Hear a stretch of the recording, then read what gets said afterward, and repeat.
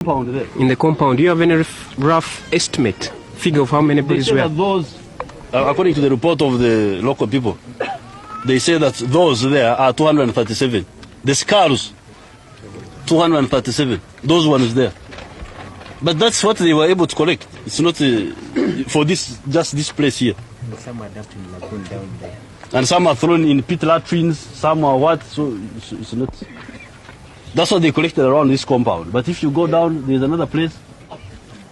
Mr. President, there have been suggestions for the setting up of a commission of inquiry into massacres of this nature. Yes. As you know, Mr. President, I have been in various detentions of this nature, and there are enormous mass graves which cannot be seen from remains like this.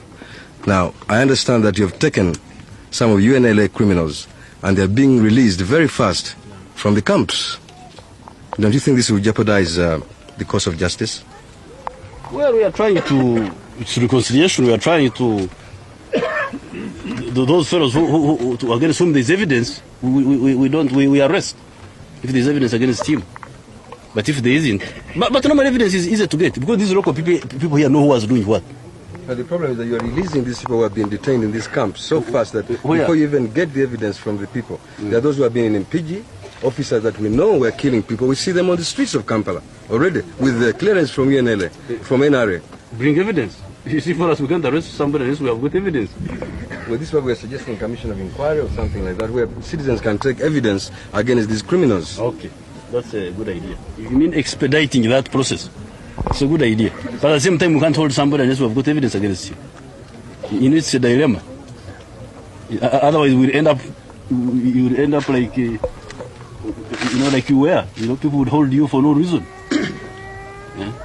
It's tricky. It's tricky. Yes? Mr. President, sir, besides the soldiers in the army, we had people like chairman, local chairman of the Obote's UPC. Now we hear some of these were actively involved in atrocities of this nature. Now in certain areas we hear they have been allowed to get away scot-free. What do you think about that? This is only if we don't have evidence.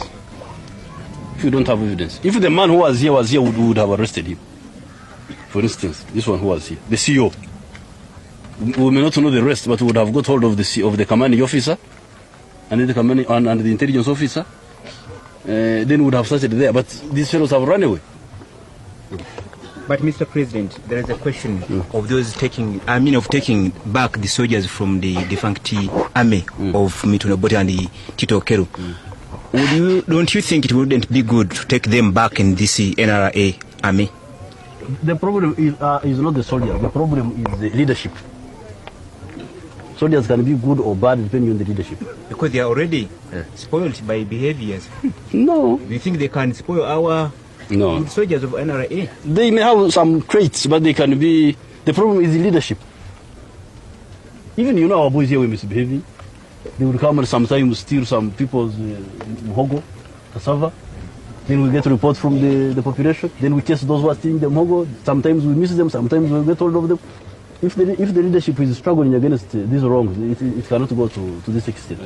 Mr. President, don't you think that the process of 6 years working with you, building up from a very small nucleus to what you are now, you can't repeat that in the classroom, and you can't repeat this in a lesson?